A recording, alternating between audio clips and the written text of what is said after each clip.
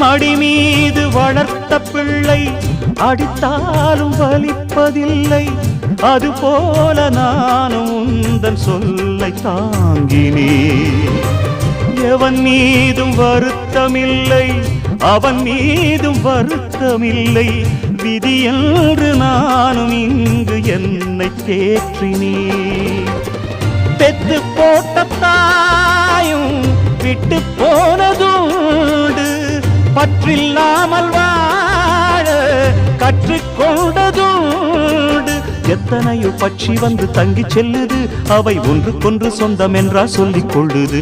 நான் பிறந்தது தனியா, மண்ணில் வளர்ந்தது தனியா, பிழைப்பது தனியா, உடல் உழைப்பது தனியா. இடையில் வந்தது இப்போது எங்கே? நான் சிரிச்சது தனியா, அழுதது தனியா.